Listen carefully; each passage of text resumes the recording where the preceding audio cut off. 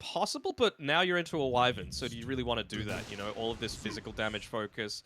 They managed to get a Zeus still, but they're lacking in lockdown. You know, the big part of why you were saying before, like, why is this puck so strong overall? Part of it's the BKB change, and with that, it means that you essentially need to dedicate 2 heroes, actually, to be able to lock him down. That's why they got rid of the Skywrath Mage in the second phase. Same sort of thing with the Void Spirit in particular, right? You'll Scepter into Aether Remnant, one of the few ways to actually guarantee you get that initial lockdown and then follow it up with a tiny combo. Skywrath is very good against the Wyvern as well, so if they were always planning on picking that up, that's a solid ban there. Navi love this Wyvern. Navi looking relatively solid here with missing their offlane and carry. Anything that you'd think round out this Navi draft a little more, Trent? Well, I'm trying to think how I would want to handle this Wyvern that they're showing too, first off, because like the Clockwork Wyvern is an interesting duo because you can sort of flex either to 5 or 4 depending on what your lanes look like. I really like giving Wyvern farm, so I'm kind of hoping that it is solo Clockwork and they just give a little bit more for Sweet and Strong here. But then I'm thinking like, okay, so that was the question to me. It was like, how are you going to actually like get that additional vision? Because they did such a good job game 1, right, of handling out this Wyvern and trying to buy that space and that detection of the fight to make sure that he wasn't going to be capable of getting off the big ultis. So they go back for the Weaver due to the sort of lack of burst, right, between Clockwork and Wyvern. It's all on the puck to try and take down this Weaver first. So Navi, like now they have their chance to respond, and they really just need some solid, stable stuff, right? Puck gives you all the direction in a game. Yeah, just like normal counters. Bloodseeker, very good versus Lycan and Weaver. Even Mars would be pretty decent. You know, just lock a Lycan in, doesn't have the BKB early on, gives you a lot more space to be able to play around the Wyvern and the puck. I think they might still be lacking a little bit of that damage. Yeah, they do Bloodseeker. I mean, it's solid, right? It doesn't matter what position this Tiny's going to go as well. If it's mid, then you're going to get a lot of those levels, and the Aghanim Shard, really effective against that. Lycan, another strength hero. Rupture, of course, against a Lycan and a Weaver, very effective. So, yeah, I'm liking it. Yeah, it's a classic. Like when I think of Weaver and Lycan in pro games, I feel like this is the hero that gets banned almost every single time. Is Bloodseeker. It's unfortunate. They should have banned that out really over maybe the Phoenix or the Nags. Pretty unfortunate. I'm not sure what the Phoenix was for. Honestly, I'm not hero. seeing it. Sure, but it's not enough in my books. Listen, I'll say one thing. OneMove still look kind of confident. Like they're just ripping out these bans right now. Like they're acting like, yeah, whatever. We know it's fine. It's okay. They got something. Something's up their sleeves right now. I can feel it. They feel like they're in a good spot in this draft. Maybe they're just going to pick another hero that wants to run at you, you know? Because Bloodseeker can only choose one, at least until he gets that the talent for the extra charge. So it's like, well, which one are you going to choose? You know, pick your poison, essentially. So what rounds out this OneMove draft for you, Danok? They need more control. That's a tough one. I think it's going to be either a 4 or a 5. But what can you do? I mean, you've already got the Clockwork and the Wyvern picked up. Could you Shadow Shaman? I wouldn't hate. Well, they're actually banning Dusa, which I think is kind of interesting, and Void. There we go. You mentioned a punch. Let's go. Is that a carry? Is it going to be carry then, or off? Where are they playing this punch? I think give me a Slaughter. Give me one. Give me one pudge. Slaughter, please. I think it'll be an amazing Slaughter game. Will they oblige? Slaughter or Mars, one of them. I like Mars, if I'm honest, slightly more than Slaughter. But we'll see. Are there any other options here at all? Well, there obviously are. There's many heroes in this game. Maybe Underlord. Underlord is possible. No, but they're taking I just feel like one of the big Pudge counters. Necrophos, not even mentioned. Okay, it's very good against Pudge. I was just wanting a little bit more of that lockdown, and it is good against the Pudge, but I feel like a way to deal with a Pudge is just get a lot of that minus armor, and you're going to get that with the Slaughter, but it's just going to be good against multiple heroes at the exact same time, I suppose, on the old Necro. But do you think that have they tuned their draft enough on Navi? That's the thing. Like Louis Vuitton, do you think this Bloodseeker is going to be enough? No. I'm actually kind of into OneMove. I'm not gonna lie. The no one puck gives me great hope, I will say, along with the SeekNStrike is going to take the clockwork here in terms of our players choose between the two supports. So very aggressive hero for him to try and like start the fights to help out with no one here. But I will say, Pudge, I'm a believer in this hero. I think that we haven't quite found it. The Necrophos is a great last pick, but I kind of feel like OneMove are going to do it. Do you agree, Danog?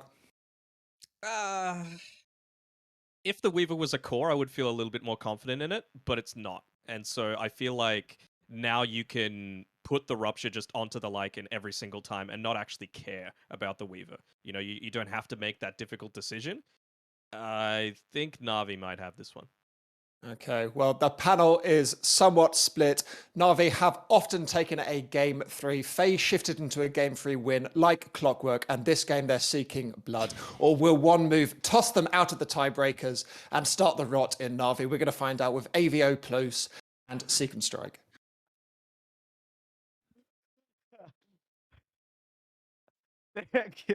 Thank you, DAN. That was awesome. Yeah, OneMove versus Navi. You know, I love this OneMove approach. It's the approach where they have a hard counter to you, and you go, what if we pick all other heroes that are hard countered by this hero, and we overwhelm them so they don't know what to pick, right? It's like when someone picks Doom, when you decide your draft is going to be Zeus, Queen of Pain, Puck. You know, it's just all the heroes that get countered by it. It's genius, truly, in a very different way. So It's true. It's true. This is like whenever we go to take you to a restaurant and you can't stop talking, so we just show you the cheese menu and you just get overwhelmed and you have no choice. You have absolutely no words. As you can see, he was even stunned there. Couldn't even muster not a true. reply. It is, first of all, the yogurt menu. It is not the cheese menu. I quite prefer this Navi lineup, if I'm being completely honest with you. I think OneMove, they've got some opportunities here to do some fun things with the Pudge. Like, you know, you get Shard, you can go ahead and save the Ruptured target because they won't take Rupture damage, obviously, inside a Pudge. There's some cute stuff you can do there, but ultimately, like, I don't know, man. Early game Rupture counters you. Late game, you get 2 Rupture charges. Even later, you get the 4 with the Refresher build that we see very similarly or very commonly built. I see Solo on Wyvern. I see no one on Puck. Like, I don't know. It's really difficult for me not to want to vouch for this Navi lineup. Yes, I agree with you, and you are right in every point, and your logic is sound. However, my heart, much like Trent's, is going the way of OneMove. It's a fun draft. Look at this. You see? Oh, they almost actually stopped his job. Throw the tree with a lightning bolt. Can they get him still, Phantom? No, you're not gonna get him. You're not gonna get him, Phantom. Stop trying. There you go. No, and if anything, Phantom was probably just sussed out the ward. Pretty obvious where Puck was going, but I feel like you don't make that play if you don't have vision. So, should be de-warded here relatively soon, but a quick little cheeky ward over in the mid lane. Silent Knight, 1 for 1 so far. I think I like what Trent's having. You know? I'll have that too. I think that this lineup looks fun. It looks pretty wild. It's kind of hard to counter because I'm not really sure what the strengths of this lineup are. I don't know. Its weaknesses are clear. Fight versus these heroes, by the way. There's a hook. There's a lightning bolt. Apparently he can. Okay. No, Clock's base stats are too strong. You actually just ignore him completely. The only thing is, I will say, this feels like a very free Puck game. So, I know that we're all talking about the Bloodseeker. Rupture seems really strong, but who stops Puck, dude? Like, if you don't dismember Puck... Dismember, yeah. Yeah, but how... It's really easy to how hit easy? that on no Puck. Right, if you just hook him, right, which is the first... The hooking is easy, honestly. It's pretty easy. Usually enemies just run into it, honestly. I guess that's the plan. There we go. Sorry, I'm sorry I doubted this. SeekNStrike almost died here, but Phantom is lacking a little bit of physical damage. Is he committing to this? He is! Phantom, though, doesn't have the range, unfortunately, only the damage, and Lays will kick him out.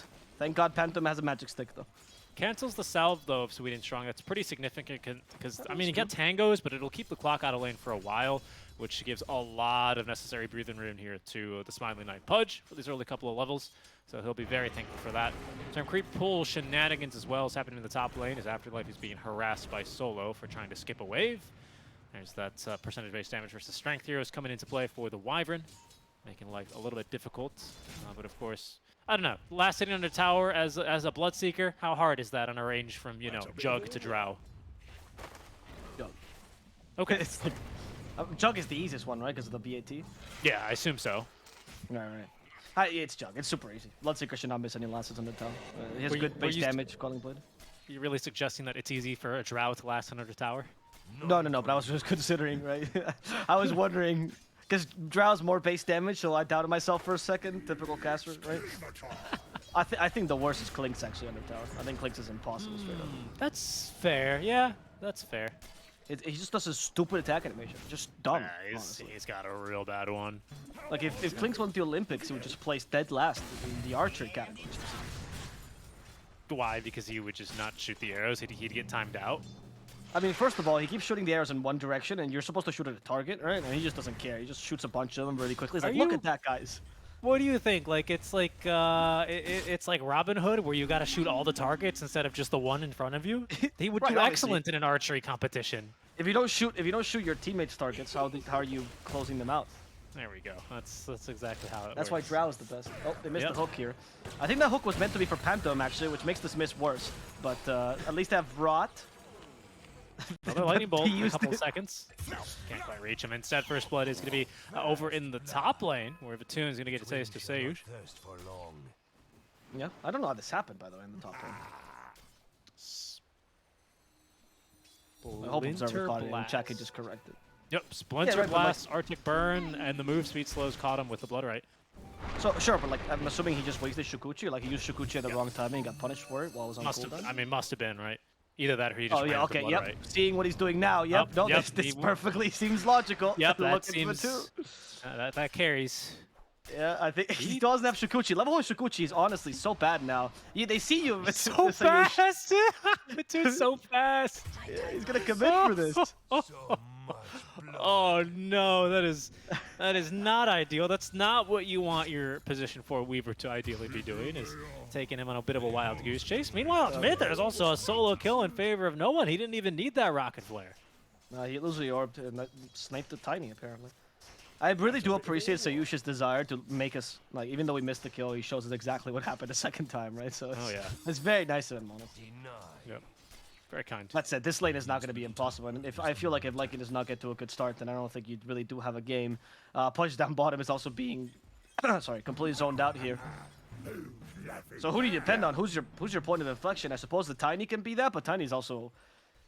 He should be doing fine against the Puck. His last hitting is fine, but that solo kill is going to matter a lot. I like the sound of a Tiny Blink Dagger initiation with a nice Zeus ulti to blow up a Necro, and then kind of utilize that to take a tower. I think that's what OneMove are going to have to play with here. That might be possible. You might not even need Tiny Blink. Maybe you can't even afford to wait for Tiny Blink, but this Necro needs to not snowball here for you to make sure you have a game. Because, I mean, Necro is just the answer to, like, almost all of your heroes. Bloodseeker, like, he shows up in Ruptures, and, like, maybe you still win the fight, to be honest. But if Necro gets off, like, a really damning Reaper Scythe, your early game is going to look impossible here. He's, I mean, 100 HP, 100 mana. Like, this guy is basically untouched in lane so far. No, I agree. I mean, the matchup of Necro versus Pudge just seems really difficult. That's why I'm a big fan of the Pudge, but I do think Necro was a great pick to deal with him. And now SweetNStrike is going for another kill. He's got a This hood. time we have Hooded Defiance, though. Yep. So SweetNStrike might be the one in trouble instead. They got the hook on SweetNStrike. That's going to work out for Smiling Knight, who gets the kill. However, Lays, thinking he can kill both. Might have been enough a bit more that he could chew now. Has one more Death Pulse. It's going to hit Pantom, but here comes the Weaver. Revenge for the Bloodseeker, and he's going to not get the kill. It's only level 1 Shukuchi again, Richie. Heartstopper regen as well. You get 6 stacks when you get a kill, and that's going to put him alongside with the 1 Urn Charge. Back up to almost full HP. Very nice job by Lays, just committing for that kill. Sometimes, the only way to get out is by just keep digging. Well, that's what worked out for Lays there, even if it does mean he's got to sacrifice his position for a clock. That's all the better, because honestly, Clock's now ready in position to contest for the minute 6 power rune. They're going to go for bottom here. No one is well ready to commit, and it will spawn here. Regen into the bottle of no one. There's a Dream Coil. No cogs. They can't push back kill. Okay. He has the Swarm at least activated. But, okay, that's not going to help with Zeus too much. Oh, Anthem is going in. Auto-attacking Zeus. Let's go. He almost kills SweetNStrike. Uses the jump, but unfortunately doesn't move forward. And the auto-attacks will kind of do it. Oh, no. The Avalanche will, actually. As Meliu joins, no one will just use the Illusory Orb and jump away. He's safe for now. Spiteful tree from Meliu. Screw nature. Stupid dragons. Yeah, at least fairy dragons, man. And good effort there. A good effort on the heavenly jump. Oh, it's just a dismember onto a creep. Not to worry. Smiling Knight just regenning up as he is being tornadoed by one of the creeps. But The real problem right now is, of course, that the Necro is still kind of unstoppable. He's almost got a Vessel. He's like more than halfway to the Vessel upgrade already. It's going to be like a 9-minute full Vessel, like into a Pudge, into a Lycan, into a Tiny. Major red flags, because those are 3 of the cores, right? Yeah, it's going to start looking pretty rough here. Afterlife going for the Helm build as well might be able to relieve a little bit of pressure, but Vatoon is just pushing underneath his tower already, up to level 6, halfway already towards this Mithril Hammer from Maelstrom, so his farm's about to start accelerating. OneMove, they've got to look for an opening, and they've got to find it soon here to try and recover this game. Mellow still kind of far from the blink as well, 1,700 gold. It's looking, all signs are pointing to dire right now, really. Yes. It looks very dire for Radiant, let's say. Sorry, Knight. Bottom lane, there's another attempt here by SeekNStrike. He's like, you know what, I'm just going to kill Panther. There's also a Rupture top and a kill onto Seiyush. Easy. Seiyush is dead. Down bottom. Laze has Reaper's Scythe, but the Hooded Defiance will keep Smiling Knight alive. Laze is low on mana. And the Zeus is hurting him a lot, but there's no Seiyush to actually come and help, so there's nothing they can really do to punish him unless they hook him on the tower. This member I spoke to soon, Smiling Knight is a god. SeekNStrike now in trouble. He's being rotted down, and SeekNStrike will also fall to the damage of this rot. Smiling Knight getting those 3 Flesh Heap stacks now. And even Seiyush showing up, yes, to obviously for he was incredibly impactful there, right? Experience, but also he gets the earn charges, and that's pretty nice for the Weaver, who otherwise, I mean, up to level 3, right? He has really been struggling. Winter Wyvern, in the meantime, continuing to sap experience from this Lycan top lane with the ward that Wyvern has up. So Solo continuing to be incredibly annoying, making lots of space here for the Bloodseeker, who just got a Rupture kill, almost has it back up again, and is about to have Maelstrom finished. But it looks like over mid lane, Navi are looking for more action with vision of the Rocket Flare. DD active for no, and he has no coil, however, but there is probably no quarter here for Mellow Yule, unless he's able to escape. Yeah, and he is. Good toss back up by Mellow Yule. No one with not enough mobility, and he makes it out alive. Very well done. Just a simple toss, huh? Oh, yeah. Fuck early. Really lackluster mobility. He also went for his boots before the Witchblade. You know, this greedy puck, a whole null talisman before the Witchblade. Wild. That's a good point. Don't always see the boots fully completed. Oh, he didn't complete the full boots. I've seen some bucks actually rushing the Witchblade even before the brown boots, honestly. That's how much this item is preferred. But the null is a little bit more surprising. I guess you need it for the lane, though, because it is tiny. So I do appreciate no one's build. I think it's the right build against a tiny, who has way too much auto attack damage. Yeah, now here's this Pudge core. He's going to try and do some Pudge things now that, you know, he's got max rot, 2 points in Flesh Heap, which I believe allows you to mostly ignore rot damage. So he's gonna be pretty strong when it comes to fighting, as there's gonna be an easy kill there for Mellow Yule and Pantomime, with the Clockwork trying to walk up to high ground. He's killed off for that. You think it hurts more when Lightning Bolt hits you at the apex of the toss because you're closer to the Thunder Clouds?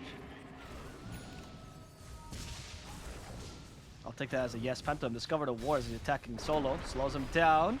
He got a quest as well at the same time, has to kill off Solo. Well done, Pantomime. Get those Dota Plus shards. Yeah, he got the D word. He really needs those, you know. Those. I love that you can hear that sound, but it's not actually signed anywhere, but you can just hear it if the camera's near there. Yeah, that's very true. Yeah, I think you have to be hovering the hero or something, but I do quite like that interaction as well. I didn't know in Captain's Mode lobbies you could even assign the quest to yourself, but good to know. He's got a quest to D ward, and so far he's got one of those. Yeah.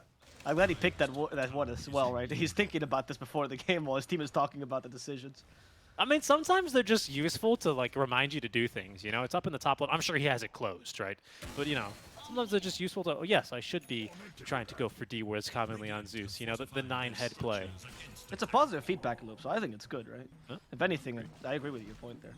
And Leish just needs a little bit more positive feedback to kind of kickstart this Necro engine up again, right? He did take what was a pretty bad death, right? Diving underneath a tower against a Pudge who was able to sustain through the Reaper's Scythe damage.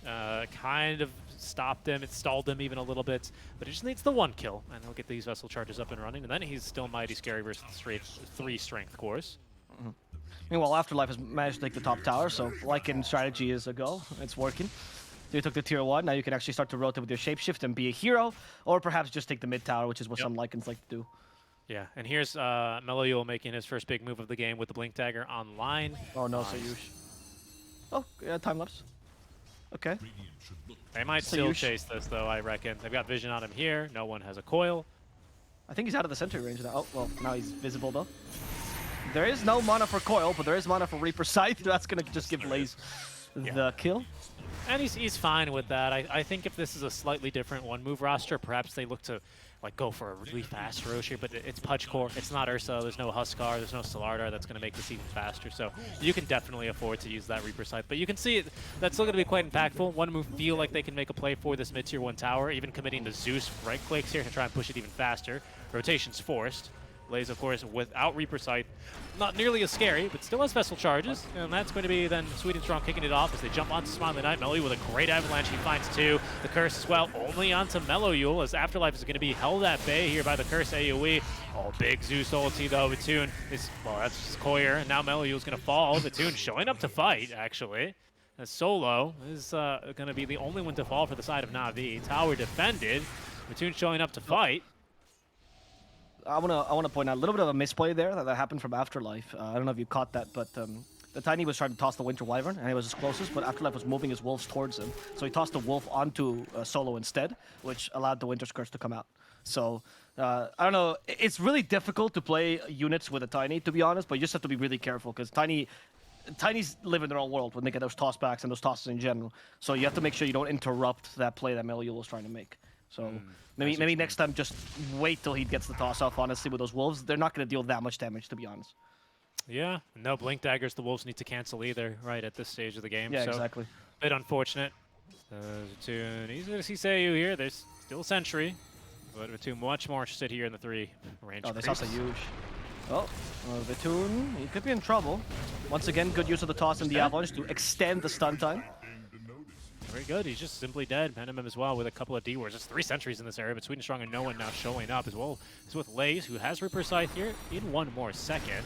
Chasing after the Zeus as a nice blink back from the Tiny is going to force that hook shot to whiff.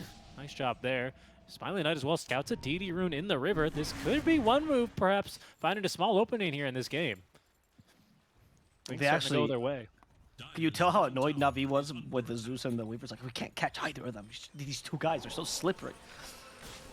That's, they wasted a lot of time there, honestly. 2 cores staying in the bottom lane for as long as they did allows the OneMove to recover a little bit, particularly the Pudge from Smiling Knight, who is now building up that Ags. Huge farming tool, but also usually the turning point for a Pudge. Oh, yeah. Especially and, a pretty big item for him. Against a Bloodseeker, against a Necro, right? Reducing that healing against a Wyvern. This lineup's going to feel pretty good. This Rod AoE is massive with this bonus radius, so huge buff here to the Pudge. Also does need to get that, what is it, the Eternal Shroud online to make sure he doesn't, absolutely kill himself with it either. Yes. Does cut both ways there, but he should be able to farm that quite quickly, as you say, with the bonus farming utility he gains from the item overall. And against Bloodseeker, like you mentioned, it's just so strong because stopping the healing for Bloodseeker. The one tool Bloodseeker has against the Pudge matchup, which I thought actually would put it in his favor, is the Blood Rage, right?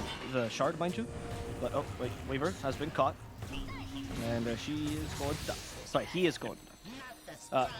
But yeah, the one tool you have as Bloodseeker against Pudge as a big tanky hero is your Blood Rage Shard. But if you're fighting against the Pudge and you can't heal off that Shard because that Axe is reducing your healing by so much, it does feel like it might still go Pudge favored, despite how strong that Shard should be against the Bloodseeker.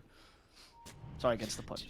Do you think this is one of the... Oh, hold on, Mellow. You'll find a jump. It is going to just be the solo Wyvern dying. SweetNStrike without a hook shot here, using it earlier for the kill onto the Weaver, who's responding in 3 seconds. So OneMove about to have the numbers advantage, but SweetNStrike making sure that the vision advantage at least is even, as he denies the Observer Ward of Solo. TP, though, not really possible with the enemies in the vicinity. And here's Seyush back in the fight and ready to get another Urn Charge for himself. There he goes. Oh no, so why didn't they not get the Flesh Heap stacks though? So, Avo, let me ask you this, right? Over on our SA panel, a lot of the Bloodseeker specialists generally like to say they look at a game for Bloodseeker and they go, he can't play this game without BKB, he just gets kited around. Do you think this is the same kind of condition here for Vitoon, who's about to get the item online, which is why I'm bringing it up? Is this a big turning point for Bloodseeker? Can he finally join fights and play the game? I mean, it's always a big turning point, but he certainly can play the game without BKB. Like, this is a game where you can play without BKB, you can be impactful without it. It's tradition for Bloodseekers to just wait for it anyway. Oh, Seyush. He killed himself with a time lapse. Yeah, you got to be over, like, what, 1,000, 1,200 units away. Yeah, and he wasn't, so he ended up taking damage from that time lapse. Like, will he be strong with BKB? Sure, yeah. But you still have the issue of the dismember. That's a big issue. You still have the issue of the Pudge just being a little bit too tanky, honestly, in general, which is another problem with this Bloodseeker. The Swarm, if they hit you with it before the BKB gets activated, it's a big deal. You still have mobile heroes. It's not the be-all, end-all of this game. Similarly, though, without BKB, you could still fight, right? That said, I would never suggest a Bloodseeker go for BKB later. I just don't think it's worth it. This hero needs that timing. You're gonna play hard. If you watch PSJ's last video, he talks about the idea of like carries having to play a bit more aggressive, so the rest of your team can create space. And I think it's the case here for Vitoon. Like, you want to play early and hard and fast, and you want the puck to carry the game in the late game, because the puck has a free game as opposed to a Bloodseeker. Well, and with the puck's free game now, having a Blink Dagger online does increase the catcher, the mobility as well. Going to be a pretty big deal if you do get tossed back or tossed in. You've got some more mobility still to play with if your other spells are on cooldown. With that Witchblade here, so Navi looking for a fight now. Dual item reveal here on the BKB. Plays nothing too significant here, but there's going to be the Blink. They've only caught so far the Zeus, the rest of OneMove waiting in the wings to try and find their time to engage here. There goes Maliyul, the tiniest of Blinks onto no one. If it's not enough, though, for the kill. Now, a hookshot of SeekNStrike does counter-initiate Solo as well, doing a good job of kiting out Afterlife as he hides on the cliff. There's going to be the kill from Laze's Reaper Scythe as the puck falling to the Pudge is unable to escape in time. Smiley Knight, however, being focused by Vitoon as Laze is going to slow them to a crawl with the Ghost Shroud. Triple kill for Laze in this engagement as there's Afterlife Shapeshift ending. Vitoon still giving chase, but not having the vision. Might have to let him go. It's Navi still with, I would say, a small advantage in that fight. Yeah, no, pretty big, I would say. Because killing the Pudge is a big deal there. Stopping the Pudge's farm is a big deal. I think at the end of the day, though, OneMove, the Tiny's pivotal to their strategy because he's their biggest source of team fight and catch in general. Weaver offers nothing. Zeus, well, Zeus. You have the Lycan, which will run around and somehow be useful by hitting things, right? But he's only going to route the supports, and he did with a Winter Wyvern, which is fine, but that's it. So you really do need the Tiny to stay alive. The early Reaper Scythe was huge. Being able to kill the Tiny so early was really impactful, and they just have to protect them a little bit more, I'd say. I don't really know what the option is. Early Ags on Weaver would be one of the options, for sure, getting some sort of save there. Perhaps a Force Staff on Pantomime, just to be able to help him out there. Perhaps Pudge needs to just be more aggressive. Of course, for that, he does need the Eternal Shroud. But they have to make sure Tiny can go in second, not first. Yeah, I mean, I always hate building Force Staffs versus Bloodseeker versus Pucks. It's good against the Clockwork still, but even like those items aren't usually some feel-good items that you end up building and think, okay, now I can fight. But I mean, what other choice do you have? I don't know.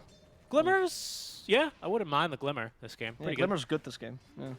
I just don't know what else other save you can build on a Zeus because support Zeus, right? So it's Glimmer Force Staff. That's what I can think of. I could see a Lotus, honestly. Disassemble the he's boots. building both actually. Yeah, I mean he's that's like, you know support. what?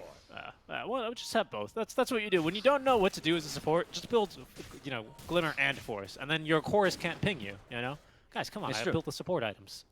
And when they tell you, it's like, why did you build Glimmer first? I just don't have enough gold for both. That's my problem. I was building both anyway.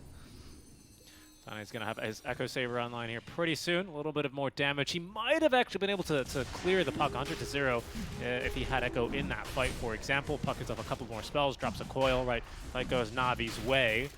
Maybe with Echo Saber, hope we go down a whole different path. But anyway, the path that OneMove are going to take is currently the one that leads into Roche with Swarm only level 1, but still plenty of minus armor enough. They will be able to take this. Navi none the wiser for now. Okay. I think another thing that could also help out a lot is also Afterlife getting an Ags, because I would actually Ags or Wolf Bite the Pudge. Yeah. And I think that would be brutal. And then that way you can't really concentrate on the Tiny because there's a rabid Pudge coming after you, with Rot. He's a rabid Pudge with Rot that doesn't slow him. Yeah, He's exactly. already got a fantastic right-click damage on this Pudge, right? His strength gain is, ridiculous, especially with the Rot bonuses that he gets. Yeah, give him a crit. Has dismember just in case, right? Oh, yeah. Speaking of. I guess. Yeah, waiting Rift to stop this. What the hell? Laze is in trouble. They can still hook him. Okay. Smiley Knight. He got cocky. But it's okay, because the toss at least got some. Winter's Curse. Did stop the Tiny, but there's not much residual damage anyway. Vitoon really wails on the Tiny, and Maliyul will die. Smiling Knight has been ruptured. Now in the middle of the blood right, he's desperate, doesn't know what to do. The double damage on Vitoon is just too powerful, and Smiling Knight will kill himself in the end. As Pantom is being chased down by Vitoon. That heavenly jump will save him though. And the Lycan still scary. Careful Fatoon. Forced to run away. Sayush nearby too. But the shapeshift is soon going to end. The Zeus's life might end as well as Pantheon gets finished off. Afterlife, no more shapeshift on him. So he's forced to retreat. And Navi will get another good engagement. It looks sloppy, but it's just because of OneMove's lineup. It ends up being really good for Navi. And a great play there by Batoon, not chasing for the kill. I believe that was onto Smiley Knight, because Lays ends up getting it, and because Lays is so low, he gets that kill. Again, the 6 charges of the Heartstopper regen, same play as down bottom, right? He kites out this Lycan who can't kill him, and Lays lives through that engagement. They get the tier 1 tower. I mean, it's a big win for them. Otherwise, Afterlife actually gets something out from that fight, but he's kind of just hounding these Kiras that he can't kill. There was still a Ghost Shroud. That was really, really well done by Navi. Allows, of course, Batoon to chase for the kill, assists on the one on the Zeus. Really, really good job in that fight. The focus fire, realizing that the teammates simply need the kills. I suppose it takes a Bloodseeker player to know when you got to give the bonus regen to another, right? So, well done there, not being greedy. What do you mean bonus regen? Because Lay's got the kill, and then he got the Heartstopper stacks on the boat. Yeah. Pantheon. Jump now, Zeus! Jump! Oh. He did. He did it for the memes. How high? How high? Over the trees? Okay, here I go. Yippee. That was a really funny way to die. I appreciate Pantheon doing it for the entertainment value of the viewers. That's always fun to watch. It's like when a Queen of Pain blinks but it doesn't get full range, it just straight up dies to Rupture. That's always an enjoyable kill. I always enjoy the ones where Void Spirits just they astral step to themselves to death, you know? Oh, especially right, yeah, when that's fun too. they try and do like a little mini astral step to avoid taking that much damage, but they just still die anyway. Yeah, somehow Void Spirit created time and everything that we know, but he still gets killed by a little bit of a nosebleed from the Bloodseeker. I mean, I think Bloodseeker ruptures your tendons is how it works. I think it's short for rupture tendons. So no, because then you can't run, right? So it would speed the stomach, right? Oh, you're saying you can't run. What happens if you run? It would probably hurt, you know, right? No, I don't think you can run with. I don't know, actually. That's a good question. I think it's your stomach, because the stomach is the one that takes the longest to kill you if you like rupture it, but it will eventually kill you out of blood loss. It's like 4 to 6 hours. No, but it's about movement. It's rupture tendons. Just trust me on this, okay? Yeah, but if a samurai runs with a ruptured stomach, he's probably going to lose his guts along the way, right? That's how I'm thinking. That's why someone had to cut their head off, just in case. It was like really painful. Absolutely, absolutely. That's why I love it. It's got the samurai lore, just ready to go. I read Bushido. Don't at me. I won't. He's gonna have Basher now, so then now he's gonna be able to rupture your guts or tendons and bash your head in. Yeah, Batoon's read Bushido as well. Okay, that got me. That was pretty good. I'll give you that one. It took me a second. That was pretty good. That's gonna be a really impactful item against the Lycan as well, because it might be able to set up just for the kill. And so the shapeshifter is not as scary because now you can fight him head on, right? So that's important as well. You can get the creep if if Afterlife just kind of lets the creep go for a second, which sometimes happens in the middle of team fights, is really chaotic. You bash it once, you just 100 to 0 it. So it's good. It's really good optimization by him. I wouldn't mind Scotty later on, honestly, because it's really good against Pudge, but I can see why it's not a first item for him. And I guess the itemization that I find to be a little bit more interesting is for Afterlife. While it's not the Ag Scepter for the Wolfbite Pudge like you and I wanted to see, it is still something that might be a little bit better, earlier on, and that's going to be the Orchid. They need some sort of catch, otherwise it is literally a free Puck game. Puck has almost nothing to be afraid of right now.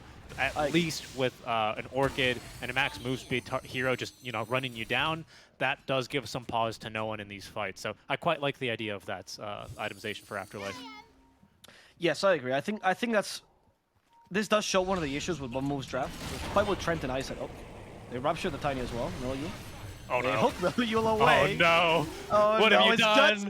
What happened to his tendons? Melo Yule tossing. He's holding his own, but he dies to the Blink Dagger. He did try. As the Lycan snaps the coil, Reaper Scythe. Goodbye to Afterlife.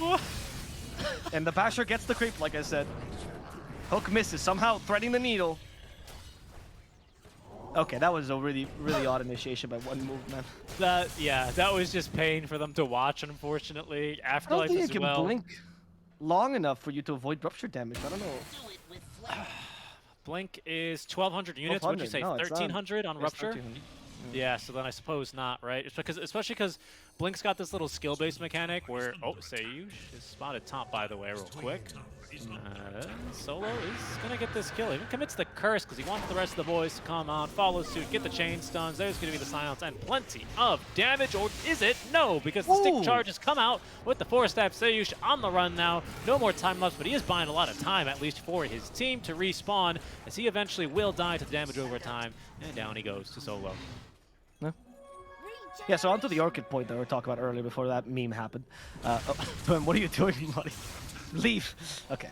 I think the problem with OneMove's draft is really that they have to both make their draft work, which I think the Wolf Bite is kind of important for that, and also deny the enemy team's draft, because your draft is just not strong enough for either of those things. And that's why the Orchid and the Ags are both necessary items for Afterlife. He just needs like 15 items for this game to be useful. I think that Tiny also needs to itemize to be kind of a carry later. He's going for the Ags, which is probably the best with what you got, which is nothing.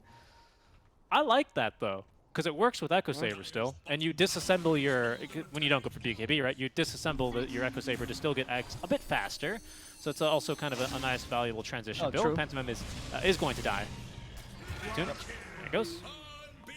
He's going for SNY. He's going back for the SNY. This used to be the Bloodseeker build before, when Shards was at 20. You'd go SNY before the BKB, then BKB, and then Shard at 20, more or less, 20, 25.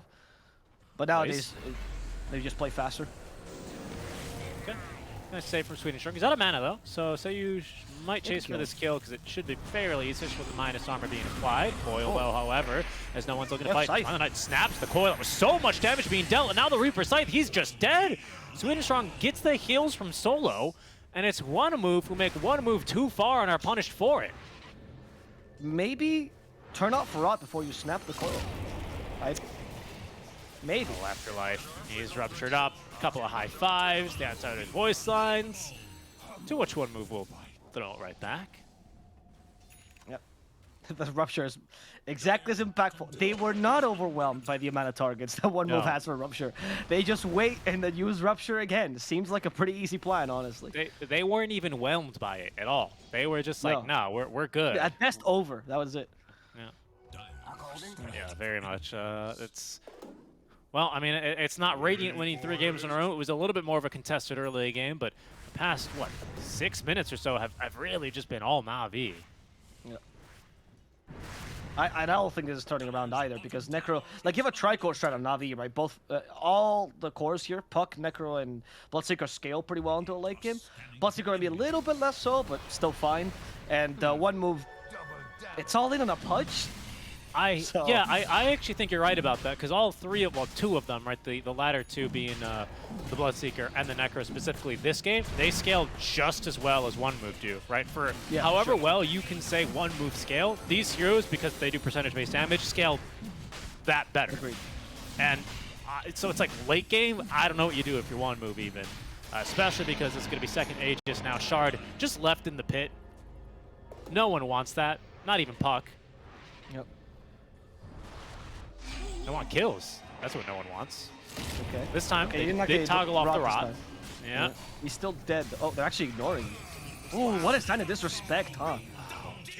Well, I mean, he was routed. What is he going to do? No, I mean, that's fair. Here, scotted. Ooh, good little heavenly jump to avoid that. However, he's still likely in some trouble. He wanted the creep. He wants the creep. All right, but he got it. Pantomime gets into the trees. He drops for his wards. life. I think he gets out of this one, dare I say. Wow. He even got away with the creep. Don't go back. Don't thanks them and go back, Pantomime. He's going to sacrifice himself. Nah, he's clearing another wave, dude. He needs to, actually. This is pretty big. It's going to allow his Pouch to respawn, his Weaver to respawn. Nice play by Pantomime. Very good play. Once again, it's only big because he got that big centaur. Otherwise, I'll tell you what. If he continues rotating top to clear this next wave, he and Melloyul might be able to make a play with this Observer Ward they have on Lays. I kind of doubt it, no, because Pantomime's going to show. And instead, Navi will look for this mid-tier 2 tower.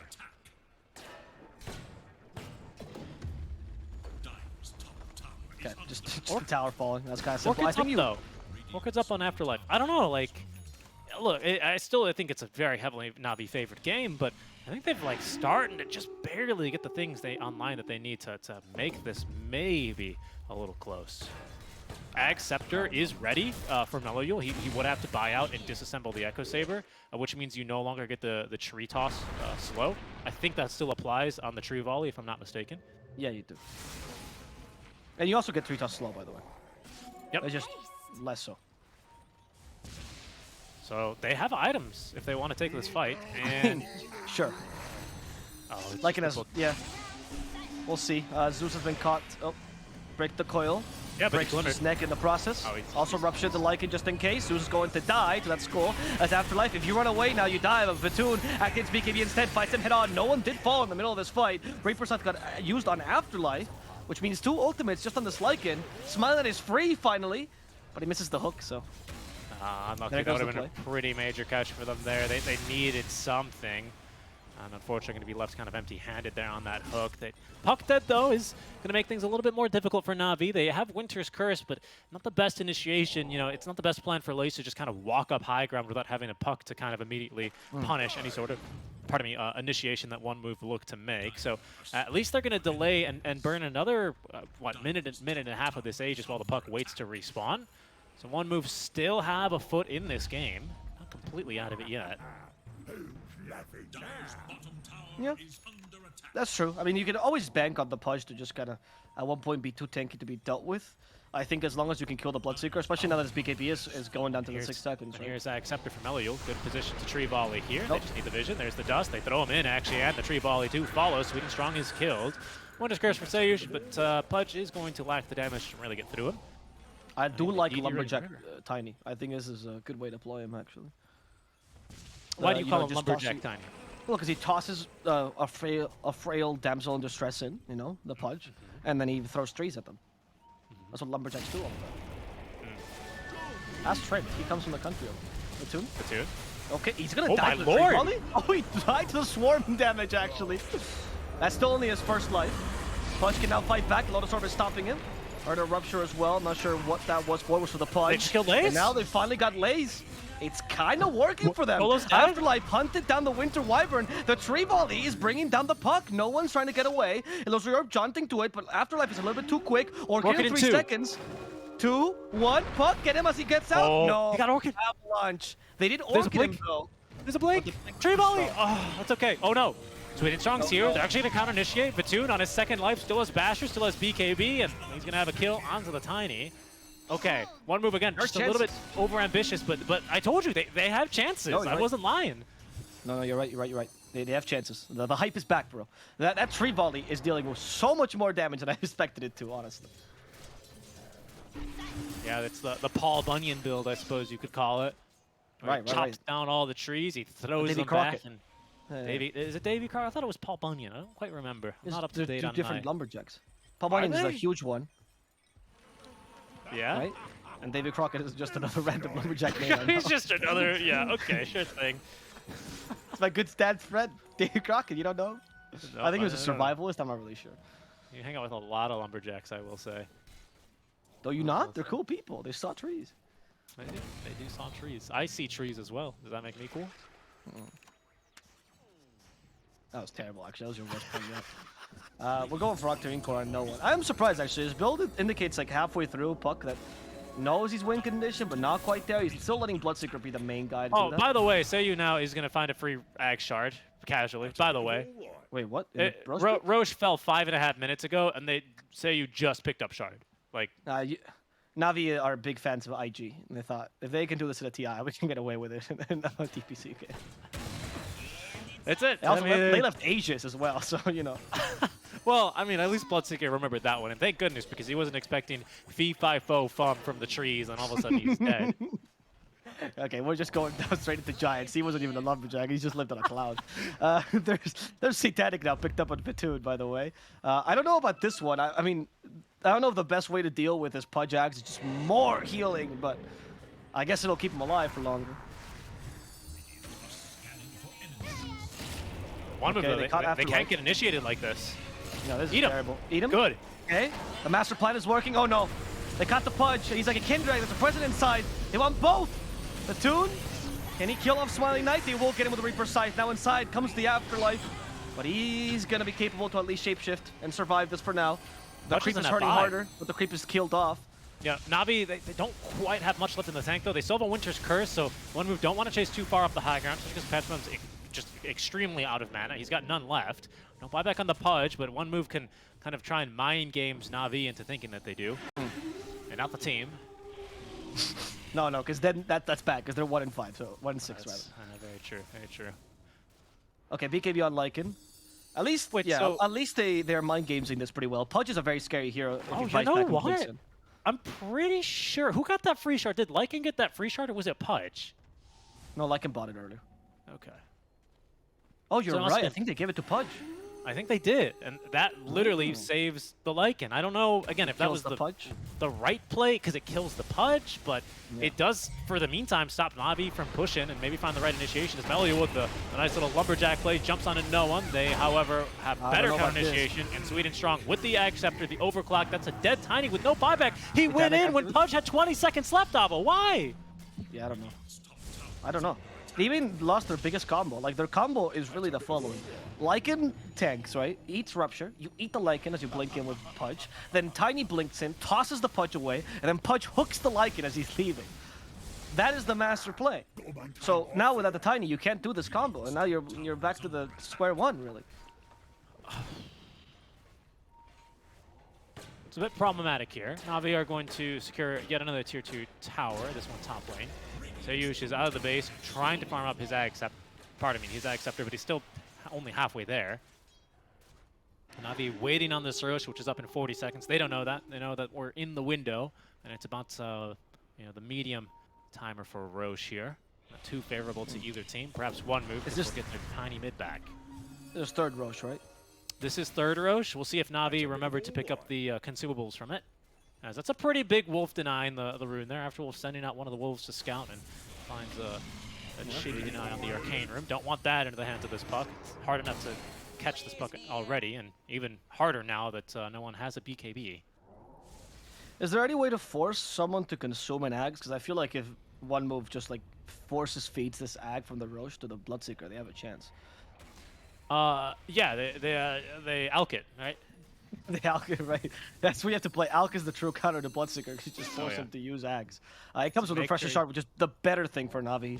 Double Reaper Yes. Scythe, double Rupture potentially, 4 Ruptures potentially. 4 ruptures. Yeah, 4 ruptures. He's going for Abyssal first, which I don't disagree with. Something to cancel a BKB. A secondary thing besides Curse, because Curse can kind of ruin your fight depending on how it's used, right? So having now a reliable instant cancel through a BKB dismember, which has proven to be problematic for Lays previously as soon as Lotus was up. But the fight's breaking out here as the frontliners are looking to engage. It's going to be one move here who find yet again the Tiny permanently stunned. Afterlife is going to be ruptured though once. That's the one rupture they have, but bashed immediately. Winter's Curse is going to hold down Smiley Knight as they get through 2 other cores very quickly in the fight. Immediately look to isolate Smiley Knight. No one looking to jump up to the high ground where Smiley Knight has popped the BKB. Looking to just go for the dismember play onto it too. And the Lotus Orb was on Lay, so they can't quite cancel it, but the Toon just tanks right through the entire damn thing. Sayush doing what he can in the fight, but is very limited as Smiley Knight just looking to try and TP out. Will make it out. No bash in time. Yeah. Going to turn back for Pantomime, and, well, only getting the clock around of that fight. I don't know if OneMove are going to be very satisfied, especially with the one-hit bash in their Reaper's sight. That one just feels bad for Pantomime. Honestly, I feel like OneMove has what it takes to be able to win this game, but they have to change their mentality because they're still utilizing Tiny as if Tiny's supposed to be the initiator, which he's not. You know, he just stands back and throws trees. That's what his role is.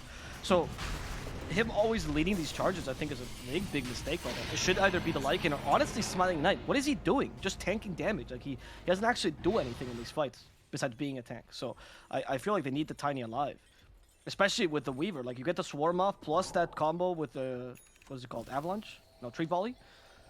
And then GG, I would say. So I don't know. OneMove threw that chance off the down the toilet. Smiley Knight does snipe the Courier Batoon, which had the Abyssal recipe, so he's not going to have Abyssal in this fight. That's something, I guess. We're Just really grasping small, at straws. small edge. I mean, that's what OneMove. That's what they need at this stage. Again, not like this victory means too much to them. Of course, as Navi have more to play with, right? More to play for. OneMove locked in, I believe, at 5th place, if I'm not mistaken. So they can no longer increase or decrease their current placement. The 4-3 record certainly does look a little bit better than a 3-4 record. Sure. Navi does increase their placement, right? Which means more Smiling. DPC points from money. So They would at least force some tiebreakers for a second. Another Courier snipe there. Yeah, exactly. No one. He's gonna cancel that TP. Smiley Knight contemplating life now. What do I do? He got ruptured. And BKBs, fights back, hooks first, dismembers second. This is what he can do. He just tanks. Just fine, I guess. But he deals no damage. I think that kind of shows his hand, though. I don't think you BKB there if you have buyback, right? Very good point, actually. I think Navi are like, that's weird. That's a weird play to make because he's dead. He canceled his TP. He's literally stuck on the cliff. He's got no mobility. He's not like, you know, the most mobile here in the game like Zeus is. He can't get down from there.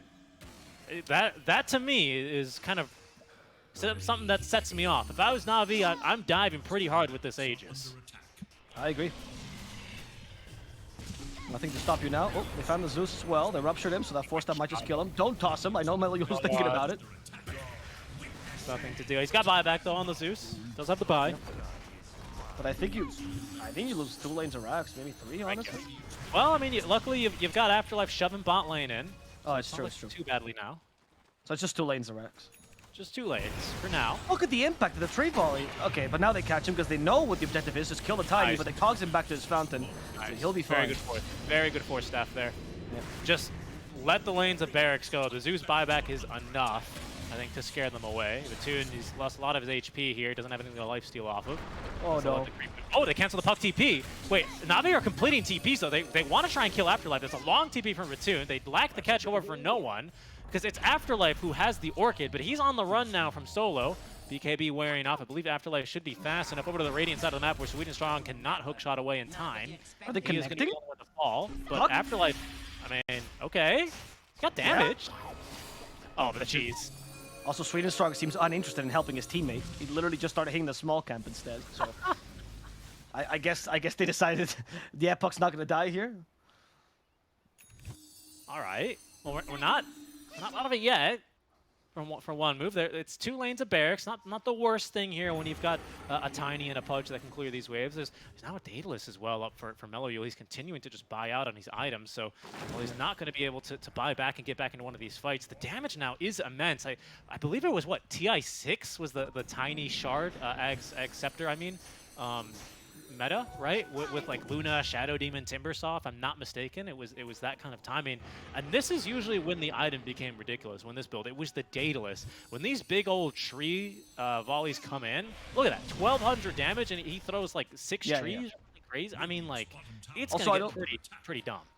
I always mention this because it works like this with Void Axe. I don't know if they fixed it with Tree Volley, but it used to be broken, I guess, where Tree Volley would calculate the crit over the area. So the amount of units, it would calculate the individual crit over all the units, right? And if you got crit on any single one of them, it would crit everyone in the area. So Tree Volley plus crit, it actually almost guarantees Here it. goes. Here goes. There's the damage out of Vitoon. He's almost dead. Okay, they almost killed him. They missed the hook though, and now the Tiny's in trouble. Time-lapsing him back. He stuns Rupture, and they kill the first life of Vitoon. Melio now dies. Laze does have a second Reaper Sight because he has the Refresher Shard. That's going to be used for Silent Night apparently as the Orchid Vitoon. He is going to be capable of just running away though. Smite Knight, there's a second Reaper Sight. Goodbye to the Pudge. Got a buyback. Oh, great hook shot in. Great cogs. They stick the wolf inside the kennel, but they can't quite kill him. SeekNStrike will die in his place. Smiling at this time with his buyback will be useless though. Vitoon just wails on him, and it kills him off. Navi are a bit too strong. There's no more buybacks. The GG well played is said by OneMove, and Navi will be forcing those tiebreakers in addition to beating OneMove 2-1. Well done, Navi. They preserved their honor. Very well played. Now we know that there's at least one more match, you know, some extra innings, you could say, of tiebreakers in the top half here. Stick around, of course, for our next match, because we'll figure out if outsiders as well are going to force a couple more tiebreakers, but that's for later and our next match to discuss. For now, of course, Navi finding the win with this game, and I just, you know, the way you got to play this Pudge core, I think, is very similar to how OneMove played the Ursa in Game 1, right? It's not like the same tempo, right? Obviously, an Ursa and a Pudge, they play very differently, even from the safe lane, especially from the safe lane in any role, probably, but not really able to connect on those early fights. Ended up being quite a big problem for them. Basically, 0 catch versus no one up until Orchid. it was pretty rough for no one. Not understanding, I think your point especially, not understanding that the Tiny was no longer the initiator and more of the damage dealer. Yeah, that was a big one as well for no one. That's what killed me. I do feel that OneMove they should have considered, like, because Navi understood this immediately. You could see how they were hunting the Tiny. Like, they understood the moment he got Axe, he changed this role essentially in this game. And I feel like if you're gonna go weird with your draft, which this draft was undoubtedly weird, you gotta go full weird. You can't go mid weird. You can't like be like, oh, I'm kind of ashamed now because my carry's not really a carry because I picked Pudge. Nah, dude, like your carry's not a carry. Go with it. You know, Tiny's your carry now. Lycan's your carry now. Play that way. And I felt like their adaptability was missing a little bit. They seemed like they were trying to play more traditional Dota towards the end, which was odd because that's not again what they drafted.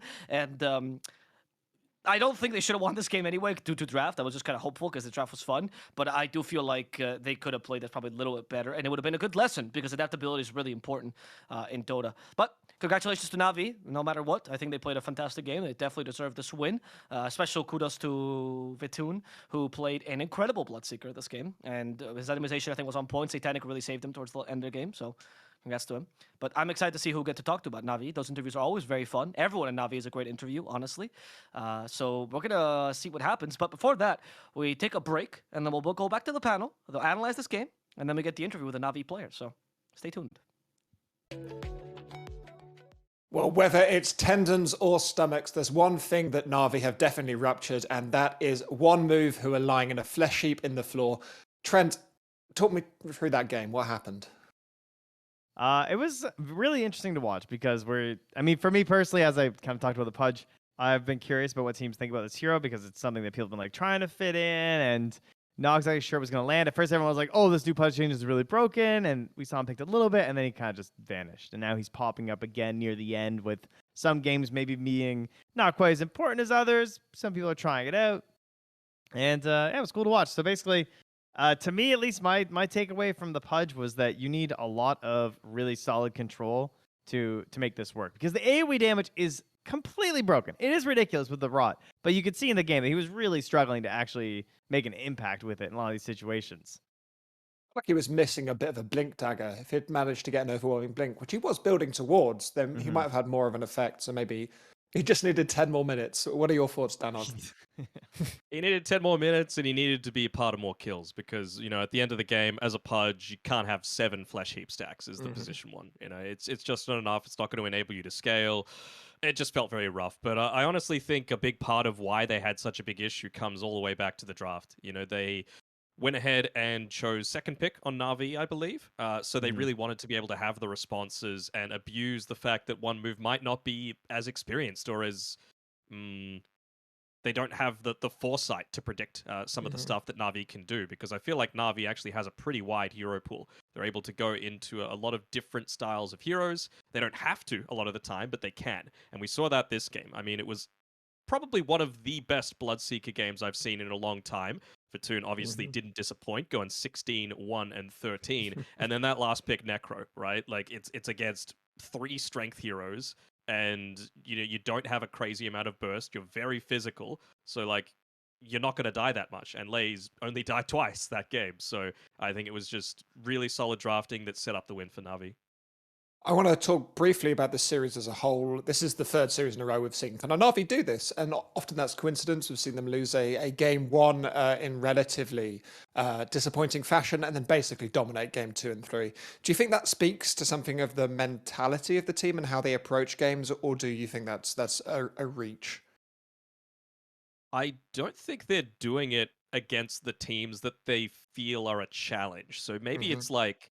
Maybe it's, I don't want to call it a lack of respect, you know, but it's understanding the fact that we've got the stuff to be able to come back in games 2 and 3. Let's try out a few things. You know, these guys are obviously, they want to impress. They want to make sure that they, you know, continue to get a lot of attention. Their players, you know, if one of them has a standout performance, they might get picked up, yada, yada, yada. But we have the luxury of being a good team, and we can just go this draft that we feel might work. You know, we might be able to pull out a pocket strat against these teams that really do matter. And they're certainly going to go against teams who matter now, because they're straight into those tiebreakers. They're going to be facing up against Team Spirit. Outsiders may well be joining them, depending on what happens in their game, which leads them either to tiebreakers against a team threatened to relegation. So it could be a spicy series coming up. But Trent, talk to me about how you expect to see Navi do in tiebreakers. We're going to speak about your love of outsiders, I imagine, very, very shortly. But do you True. expect to see them become a force in these tiebreakers, or do you think the other teams are maybe outpacing them? I guess so. Let's see. So the story goes that if outsiders, let's say, lose to Mind Games, then it's only a best of 3 tiebreaker that needs to be played versus Team Spirit. And if outsiders win, though, we go into the whole best of ones and cycle. So now my question would be, which one is better for Navi? And do I I kind of feel like the best of 3 will probably be better for them based on their past performance, right? Yeah. So I guess they're kind of hoping, but it's extremely likely it's going to be best of ones because we're obviously expecting outsiders to win. So Navi just need to ensure that they understand there is no wiggle room. All right, there's no time to drop that first game. Come in strong, like they did versus some of their stronger opponents during the league. So I expect them to do well. Like Danok said, I do agree that they have a big hero pool. I will say that the smallest hero pool that gives me the greatest confidence is probably like no one's. So I hope that his hero is prioritized when it comes to these drafts, and then just wait for these later picks like they did for Vtoon and Lyseer, because I think they did extremely well on their respective roles. Just as an update on this interview, we are waiting for it. We've been said that they're coming along in a couple of minutes. We're not just holding things up deliberately. So while we're waiting for this interview to come along, if it does, let's talk about the players who don't necessarily get a lot of light shine upon them in Navi. Obviously, Solo, Vtoon, and No One, very, very big names. But SwedenStrong and Liaise, they've been really, really impressive for relatively new players. Would you agree, Danog? Would you like to highlight anything about their play across this series? I think Lay's particularly games 2 and 3, right? That was the ones that stood out to me. Obviously, only dying, I believe, the one time in the previous game when he was playing the Dawnbreaker, being part of 90% of the kills. But in that game, just his necro play was pretty damn on point. You know, he always knew exactly when to hold the Ghost Shroud for. He had the big play underneath the tier 1 tower early on, obviously giving up SwedenStrong's life, but for him to be able to get that kill, get that earn charge, be able to live, stay in the lane, and just some of the communication coming through as well between him as well as Vtoon to make sure that he, like I believe it was Avo mentioned, getting that last hit in the mid-game team fight meant that he was just so much more capable of surviving, continuing on into the team. So I really feel like even though he's going up with these more experienced people, with Solo, Vtoon, and No One, he has the confidence to be able to speak up and make his perspectives and opinions known. Well, speaking of SwedenStrong and Liaise, we are joined by SwedenStrong for an interview. SwedenStrong, how are you doing? Hey guys, hello. I'm doing great. We finished 6-1. We're happy with the results, but I guess we're waiting for today's match against VP against Mind Games. We'll see how that goes and see the tiebreakers. You must be very pleased, and I'm glad to hear that you are. I want to ask you briefly about the series as it went. You had a bit of a struggle in game 1 there, and then you very much dominated game 2 and 3. Did you have to recalibrate or talk about your performance in game 1, or did you just go straight back into playing? We felt our draft wasn't that good in game 1. Ember had nobody to play with, and our lanes weren't that good, so we decided to change our drafts a bit. And I think they went way better in game 2 and 3. Good to hear. We've been talking a little bit about your past couple of games. Last 3 games have all gone 2-1, is what we're saying. Do you think is there a reason for that in your team? Do you often approach game 1 differently? Do you find a game 1 loss focuses you a little bit? I actually don't know what's the reason behind our game 1 losses. I don't really like it. It adds a bit of pressure. We'll have to figure it out because that's not the best way to play, losing game 1. It's good to know you're taking it seriously. The final thing I want to ask you before I hand over to the analyst is about the coach. I think when we interviewed No One a couple of weeks ago, he said that you personally had worked with a coach who you brought into the team. Could you talk to me a little bit about that? How you personally working with a coach has worked with you? Well, what No One said wasn't really true. He was a coach for our team that I played before joining Navi. He coached Nova. I liked him a lot. He taught me a lot of stuff, and I decided to invite him. That's pretty much it. Could you go into a little detail at all about what you've been taught? Is there anything, without giving away too many of your secrets, anything that you feel has improved in your play? He taught me a lot of the stuff about early map movements and general map awareness. and stuff like that. Where do I need to be and when? That's the most important, I think. Well, as long as you're where you need to be and when, that's all we can ask for. I'm going to hand over to Trent. Have you got any questions for SwedenStrong? Hi, SwedenStrong. I've really been enjoying your Twitch streams. Are you relatively new to streaming overall since becoming part of Navi, and are you enjoying it? Well, I'm not new to streaming, but I got recognized after joining Navi. That's pretty much. I was streaming for 4 years, maybe, or 3 years before, but nobody was watching. Now a lot of people watch, so yeah. That's how it goes. So, are you having fun with that? With like more viewers, do you find it an enjoyable thing to do? Yes, it's fun to stream. I enjoy it a lot. I can interact with chat. That's what I always wanted when I streamed. So yeah, it's very fun. Oh, excellent! I'm really glad to hear that. In terms of the heroes you've been playing for the team, is there anything that you're looking to maybe bring from those streams and those pubs and start playing a little bit more in your pro games, or are you just pretty happy with the heroes that you're playing already? And not really. I'm happy with the heroes I'm playing in the competitive games. It's what my team needs, so I'll play it. Right answer. I like that. Danog, do you have anything? Yeah, I just have a couple of questions, not necessarily completely related to Dota, but you're not confirmed first, second, or third yet, but you're going to the major. Are there any teams outside of Europe that you guys really want to face if you get the chance to play against them there? Well, I really wanted to play against all the regions except Europe because I've always played against Europe and the CIS, so I'm excited to play any team from other regions. Have you ever been to the United States before? No, it's my first time. Oh, so if you get any free time at all, is there anything specific that you want to try and do when you're over in Texas? Nothing specific, but I guess I'll just walk around and see the cities. Sounds good. You might need a car. You know, America's very spread out, so Yeah. be a little bit more challenging. But yeah, congratulations again. That's all I had from me, and I'll give you a quick plug as well for your stream, twitch.tv/SwedenStrong. Make sure you guys are following him there because the man loves to stream. Congrats, man. Thanks a lot. Okay. Just before we let you go, the tiebreakers, are you confident for them? Are you expecting to beat the two teams, or are you going to have to work really hard to overcome them? We want to win them. We want to finish first in this DPC. We need the points, so we'll try our best and see how it goes. Great. Well, we're looking forward to seeing your best, and I'm sure it is certainly to come. Thank you so much for joining us, SwedenStrong. Good luck in the tiebreakers, and we'll speak to you very soon. Thanks a lot, guys. Bye. Lovely. Always nice to be joined by SwedenStrong. I really enjoyed interviewing him last time, and he was great this time as well. Any final thoughts on this series, Danog, before we let you go? No, I'm still staying, I think. But you're turning into a caster. New news. No, I don't think I am. I'm Get out of saying here. Aries is okay. cheating on me again.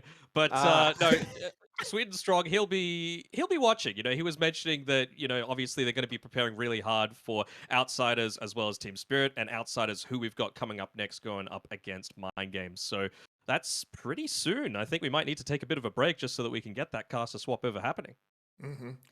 And Trent, how about you? Any final thoughts on this series? Good luck in the tiebreakers. It's going to be very exciting. So I'm looking forward to find out who's going to be joining them, whether it's Outsiders or nobody. Okay, well, we're going to be joined once again by Outsiders and Mind Games. I'm very excited about this series. Lots of exciting games to come up. I'm going to have to get over not being able to see Lizard's lovely face. We'll be right back. Don't go anywhere.